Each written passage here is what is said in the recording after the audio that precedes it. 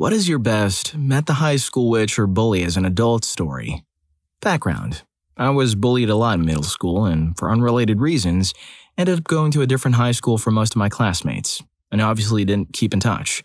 I was back home from college for Christmas a year or two ago. I was at the mall with my little sister and my fiancé. I recognized a girl from my middle school across the food court, but we had never been friends, so I simply made a mental note that she was there and went back to eating. A few moments later, my fiancé and sister both got up to use the restroom, and I was by myself. The girl gets up, comes over, makes nice for half a second. "Oh, hi, how are you? Haven't seen you in forever, blah blah." And then immediately transitions into how I look pathetic and desperate sitting by myself. And it's no wonder the people I was with left. I'm completely taken aback, and it takes me a moment to form words. I hadn't seen this girl in 6 or 7 years and hadn't said more than 5 words to her. I picked up my purse, stood up from my table, and said, "We're grown-ups now." In the most condescending tone I could manage through my surprise. I wanted to say something about how she needed to stop acting like a child or how there were no teachers around to stop me from leaving, but at that moment, I had too many thoughts and couldn't express them all at once eloquently. So I just left. I think, or at least hope, she got the message. It still baffles me how childish some people can be at ages like that.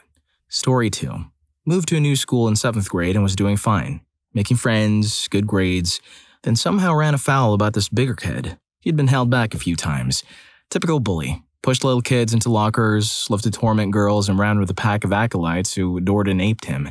In Texas at the time, if a kid didn't like you, he called you out, challenged you to a fight after school. Well, Zed called me out one day because I was a queer from New York. Clueless me, moved there from said New York where people are civilized.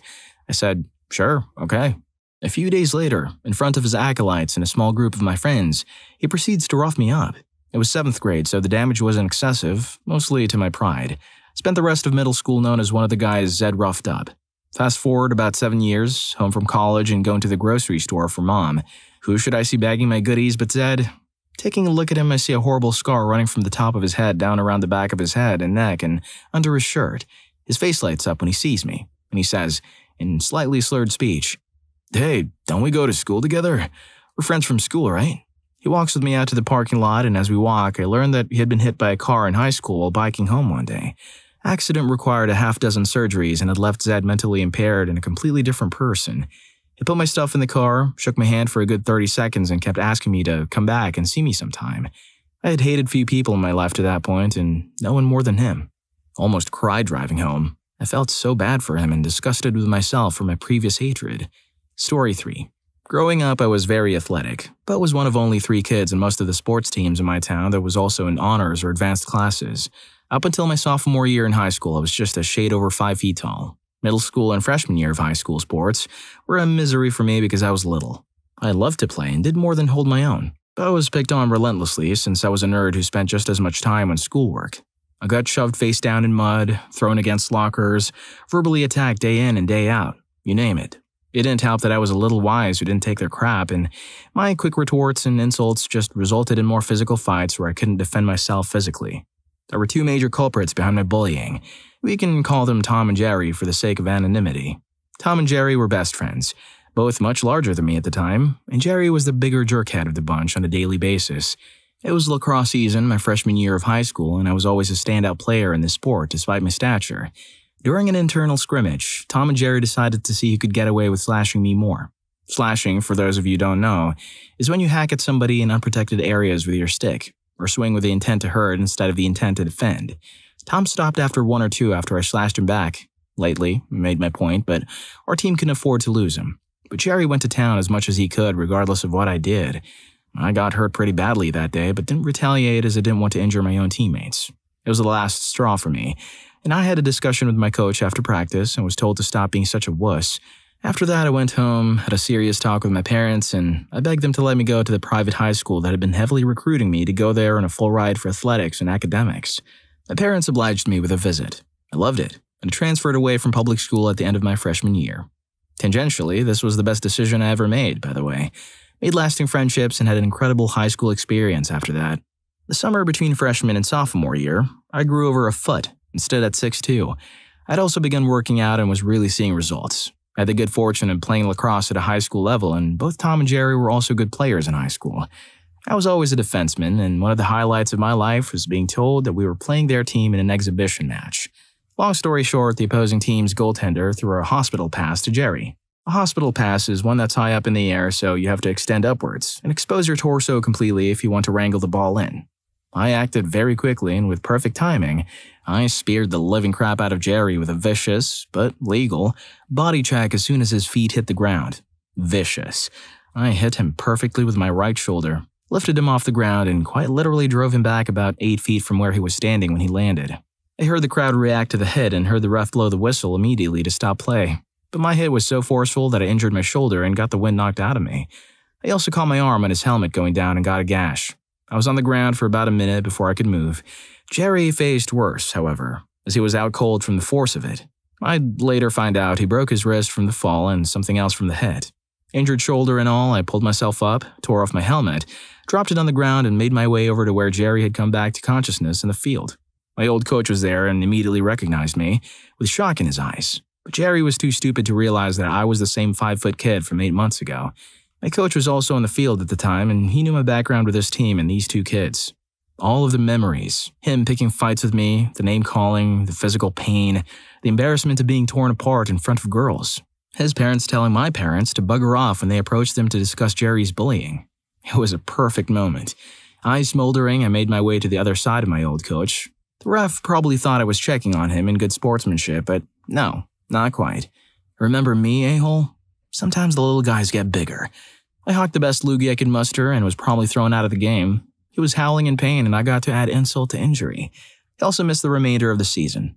The entire time, Tom was about 15 feet away to witness the whole thing. He was on the same midfield line as Jerry, and I could see a mixture of shock, surprise, and fear in his face as he recognized me and saw that I was capable of delivering the physical punishment I just delivered to Jerry, and that I remained stoic despite the obvious physical pain I had to be in. I eyeballed him the entire time I was being escorted off the field. Jerry was out of school for a few days, and when he came back looking rough, word eventually spread around my hometown that I was the reason. I haven't seen Jerry since, but I do know from mutual friends he's been in and out of prison and is a deadbeat dad to 2 children. For the rest of high school, though, I was told he stopped picking on other kids. So did Tom. As luck would have it, Tom was in the city that I was living on business 10 years later. He added me on Facebook and asked if he could meet me for a drink. 10 years later, why not? So I met him. We shook hands, he bought me a drink, and told me that day in the lacrosse field changed his perspective about how to treat other people, and that he could tell the hit on Jerry was also meant for him.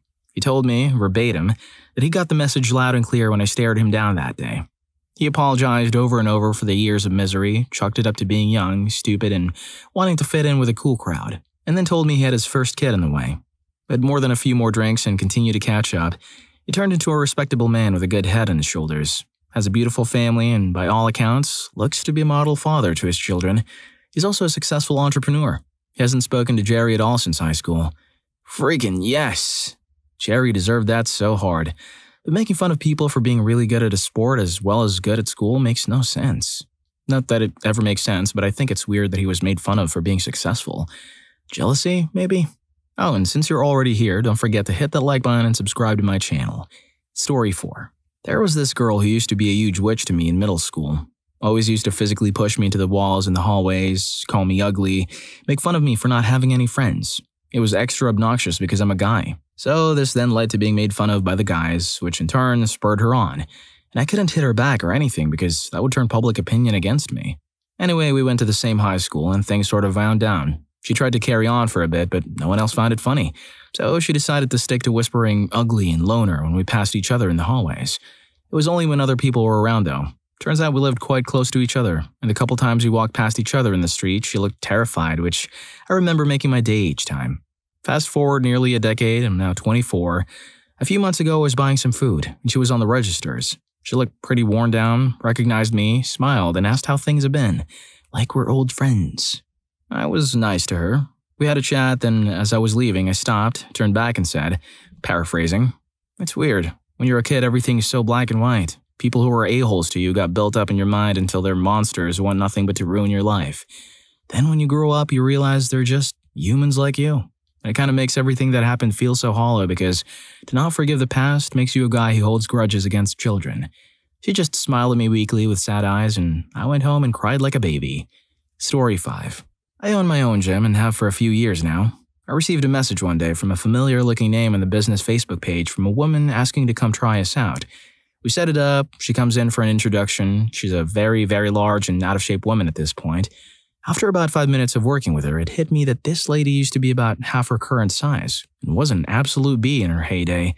I decided not to bring it up to her as she appeared to be struggling in life and came to us in a time of need, and I took it, as I do with all of my clients, as a cry for help. Not to mention, I'm a grown man now, and that seemed pretty silly and insignificant in life today. Once later, during one of the classes, I noticed her struggling real hard, so I went over to offer some encouragement. As I leaned down to say something to her, I noticed she's crying faintly to herself. She looks up at me and quietly says, "Sorry for how nasty I was to you years ago. And thank you for doing this for me." Turns out an old mutual friend told her about my place, and she recognized me as the owner and came to me on purpose. Now, not a story of revenge or retribution, but she reached out to someone she was terrible to, and today, she's repurposed, and I find it to be quite inspiring. That's just awesome. Story 6. Ours was extremely smart and very athletic. He was an incredible wrestler and undefeated throughout high school. I saw him at a party at a friend's house randomly, and we caught eyes a few times, and eventually we just approached each other and said hello, exchanged bro hugs. Mind you, we hardly talked. The only time we really did was when I told him to stop picking on someone and told me he would kick my bum instead. He was a lovely guy. Anyway, he hadn't changed one bit. He tried to pick fights with people throughout the night and kept looking at me while he was yelling in matches with people, so I kept getting in between him and the other person, telling them both to calm down. This happened a few times until it started getting a little physical, and he looked at me again. So I stood up and he tried to push the guy one more time, so I grabbed him by his shoulders and started pushing him back, telling him to cool it, and I thought, what the hell am I doing? He's an angry wrestler that can take me down. Once I got him back a ways and told him to knock it off, he just looked at me and said, "You know what I could do to that guy, but I don't want to. Please stop me." It was the saddest hold me back bro moment I've ever been part of. It was odd that he kept looking for me to stop his fights, but I was glad I was that guy for a bit. Story 7. I had a teacher in grade 12 for modern Western history. The class was incredibly boring as a result of her teaching style, and I didn't pay much attention during the year. I was sporting a solid D in the class, and Mrs. Censored would make references to me being a dullard continuously. On many occasions over the year, people would laugh at me as a result of a comment she made. At the time, I didn't think she was trying to be vindictive, just trying to jeer me into doing better in the class. Nonetheless, I'm sure it did have some impact on my self-esteem. Fast forward 8 years. I'm running a college pro painting franchise, standing in a customer's driveway, getting supplies out of the back of my wicked, awesome Chevy Lumina minivan. Mrs. Censored walks by, recognizes me and says, "Oh, I'm so glad you got a job. You know, I could have told you were going to go into a manual labor trade. You were never really focused." In as flat a tone as I could, I got to tell her that not only am I running this franchise that employed 12 people that summer, but that I'm doing it while still a full-time student getting my BCom. The best satisfaction I've ever had because it didn't have to be confrontational, but I definitely got to set her straight. Fast forward another 7 years and I'm running an internet advertising business. Her son applied for the job. He was underqualified, but during the interview we started talking about his mom, not in a bad way. Turns out she's way harder on him than she ever was to me, constantly berating him because he wasn't very studious and dropped out of university. I gave him the job, and he's now our best employee. I see Mrs. Censored from time to time. Never spoke about how she made my life hell my last year of high school, but I now have the satisfaction of defying expectations of me and her son while being his biggest benefactor. That must feel so good. I wish I could do that. Story 8. My then fiancé took me out to dinner in my hometown where we had our first date to celebrate my new promotion. I recognized our waitress right away as the girl who had been mean to me in 6th and 7th grade. The only years we had classes together. She didn't seem to recognize me. I'd gained a lot of weight and the restaurant was dark, so I let it go and treated her like any other waitress. When the bill came, I asked my now husband how we should tip. She was a great waitress and deserved a generous tip like we usually do, but the urge to stiff her was there as payback. I decided to tip her generously and let the past go, but I did leave a note next to the tip. Here's to believing that people do grow up after high school. And I signed it, class of 20, blah. The next day I got on Facebook and she had sent me a message. She said she had recognized me, but I looked happy, so she said nothing and she treated me like any other customer. Then she apologized for anything she might have done to me in school. It was a hard time for her and she didn't like to think about who she was then. Some bullies do grow up, and I'm glad we both did the right thing. Story 9. I definitely didn't take the high road here, but it was fantastic. When I was bouncing, I saw my ex-bully walk into my bar. This guy made my high school life hell through every method except violence. I was bigger than him by a fair margin. I knew he lived a couple towns over. This was a small town in New Zealand after all. I also knew he was driving. I looked for his car and it was parked in towaway area. I gleefully called the company who handles this for us and they towed it. He was in the pub at the time. He was none the wiser. I also got one of our glassies to follow him around and take his glass every time he put it down for more than 5 seconds. He was pretty busy that night and he wasn't overly bright. So again, he was none the wiser. After a few hours of this, he came outside for a smoke where it was pouring rain, and afterwards turned around to go back inside. I blocked his way and he tried to shove past me. I told him he was acting aggressively and it wouldn't be letting him back in. He started shouting that he left his wallet inside. I told him that if he'd thought of that before trying to shove past me, maybe I would have gone to get it for him. At this point, in his eyes, I stopped being a bouncer and was again the scared little 17-year-old from 7 years earlier. He took a swing at me, missed, and fell over in the gutter. He wasn't drunk. It was just that the ground was wet and he slipped. We had a couple of cops who used to come in for a few drinks off duty every now and again. They happened to be smokers. They saw what had happened and called their buddy who was on duty, and he swung by, picked this jerk up, and threw him in the drunk tank.